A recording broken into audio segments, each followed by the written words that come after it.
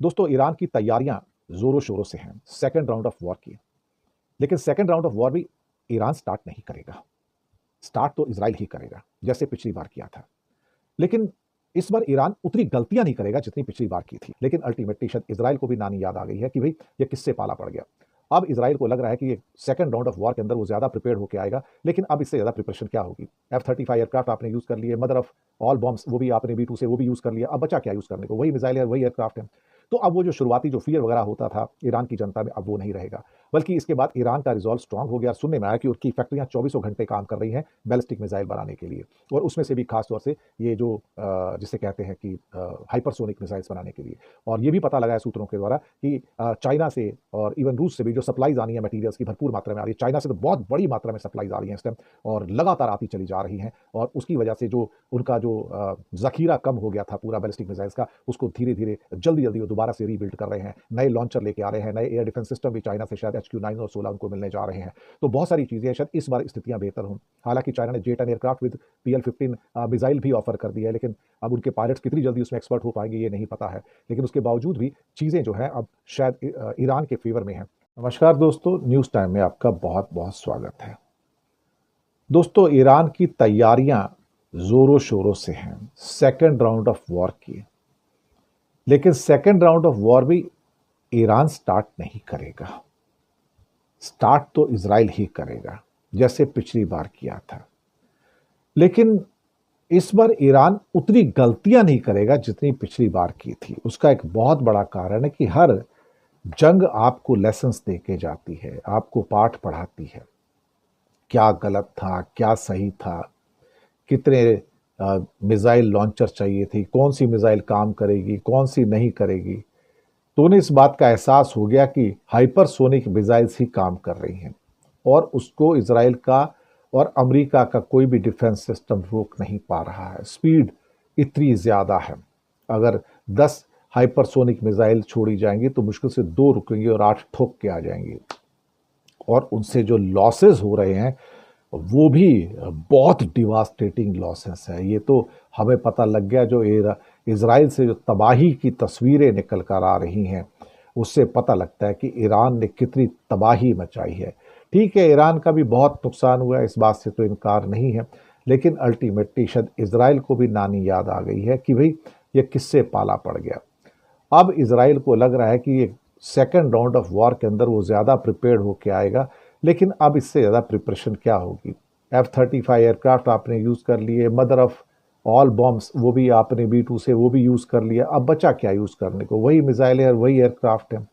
तो अब वो जो शुरुआती जो फियर वगैरह होता था ईरान की जनता में, अब वो नहीं रहेगा। बल्कि इसके बाद ईरान का रिजॉल्व स्ट्रांग हो गया। और सुनने में आया कि उनकी फैक्ट्रियां 24 घंटे काम कर रही हैं बैलिस्टिक मिसाइल बनाने के लिए, और उसमें से भी खास तौर से ये जो जिसे कहते हैं कि हाइपरसोनिक मिसाइल्स बनाने के लिए। और ये भी पता लगा है सूत्रों के द्वारा कि चाइना से और इवन रूस से भी जो सप्लाईज आनी है मटेरियल्स की भरपूर मात्रा में आ रही है। चाइना से तो बहुत बड़ी मात्रा में सप्लाईज आ रही हैं इस टाइम, और लगातार आती चली जा रही हैं। और उसकी वजह से जो उनका जो जखीरा कम हो गया था पूरा बैलिस्टिक मिसाइल्स का, उसको धीरे धीरे जल्दी जल्दी वो दोबारा से रीबिल्ड कर रहे हैं। नए लॉन्चर लेके आ रहे हैं, नए एयर डिफेंस सिस्टम भी चाइना से शायद HQ-9 और 16 उनको मिलने जा रहे हैं। तो बहुत सारी चीजें शायद इस बार स्थितियां बेहतर हों। हालांकि चाइना ने J-10 aircraft with PL-15 missile भी ऑफर कर दी है, लेकिन अब उनके पायलट्स कितनी जल्दी उसमें एक्सपर्ट हो पाएंगे ये नहीं पता है। लेकिन उसके बावजूद भी चीजें जो हैं अब शायद ईरान के फेवर में हैं। और अगर ये अमेरिका भी इसमें फिर कूद जाता है बाद में, तो फिर तो ये पूरा अरब जितना क्षेत्र है, अरेबियन जो एरिया है, फिर तो आग की लपटों में ही होगा। इसमें तो कोई शक वाली बात नहीं है। लेकिन हाँ, इस बार इसराइल भी थोड़ा सा ठिठकेगा कि भाई मैंने सब कुछ तो कर लिया, डैडी ने मुझे बचा लिया, कि अगली बार मैं वॉर करूं या नहीं करूं। क्योंकि इस बार शुरू हुआ तो भाई जंग खत्म होने वाली तो है नहीं, फिर ये सालों साल चलेगी और बर्बादी का आलम आपको चारों तरफ दिखाई देगा। और साथ में एक चीज और भी है कि अब उन्होंने ये भी फैसला कर लिया कि हम एटम बम भी बनाएंगे। क्योंकि अब जितने भी IAEA जैसे पालतू पशु थे अमेरिका के, अब सबको बाहर निकाल दिया है। NPT से भी बाहर आ गए हैं, उसको मसूद पेजेशकिन ने साइन भी कर दिया है। तो एटॉमिक एनर्जी एजेंसी को भी धक्का मार के गेट के बाहर निकाल दिया गया है और वो अमेरिका से बर्दाश्त नहीं हो रहा है क्योंकि वो पालतू पशु था। तो दरअसल अमेरिका को आदत है, दुनिया भर में बहुत सारी इंस्टीट्यूशन है वहाँ पे अपने पालतू कुत्ते पालने की आदत है, जो अगर अमेरिका भौंकने को कहे तो भौंकते हैं और काटने को कहे तो काटते हैं। तो अब ऐसे कुत्तों को थोड़ा सा ईरान भी दूर रख के गेट से बाहर ही रखता है कि तुम बाहर खड़े रहो, अंदर मत आना, अब हमें तुम्हारी ज़रूरत नहीं है। तो हालात कुछ इस किस्म के हैं जहाँ पर सेकंड राउंड ऑफ वॉर कभी भी शुरू हो सकता है, लेकिन इस बार शायद ईरान ज़्यादा प्रिपेयर्ड होकर आएगा, उतनी गलतियां नहीं करेगा जितनी पिछली बार की थी। मोसाद के कई जो जासूस थे उनको भी पकड़ लिया गया है और उनको भी सजाएं मिल रही हैं वहाँ पर।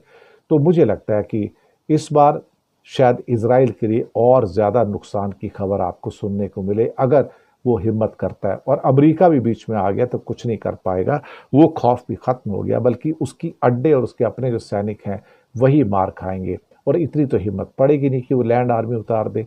और पहले जितना भी है अंडर एस्टिमेशन था ईरान का, अब वो उनको भारी पड़ रहा है। अमेरिका को भी पता लग रहा है कि हम ईरान को अंडर एस्टिमेट कर रहे थे और हम उसको इराक, लीबिया, सीरिया की तरह ट्रीट नहीं कर सकते, क्योंकि खमनेई अभी स्ट्रांग है, IRGC अभी स्ट्रांग है, उनकी आर्मी भी अभी स्ट्रांग है। देखते हैं क्या होता है क्या नहीं होता, और हमें इंतज़ार करना होगा। लेकिन ईरान इस समय पूरी तरह से तैयार है। शुक्रिया आपका बहुत बहुत। दोस्तों, ईरान की तैयारियां जोरों शोर से शुरू है सेकेंड राउंड ऑफ वार के लिए, लेकिन सेकेंड राउंड ऑफ वार भी ईरान स्टार्ट नहीं करेगा, स्टार्ट तो इसराइल ही करेगा, जैसा कि पिछली बार किया था। नाजरीन, इस वक्त ईरान को मिसाइलें आ रही है रूस और चाइना से। चाइना से तो बहुत ज़्यादा आ रही है ईरान के लिए, चाइना से जेट्स भी आ रहे हैं, लेकिन अब पता नहीं कि कितनी जल्दी ईरान के पायलट्स माहिर हो सकते हैं इसमें। हमारे पाकिस्तान वाले तो बिल्कुल एक्सपर्ट है इसमें।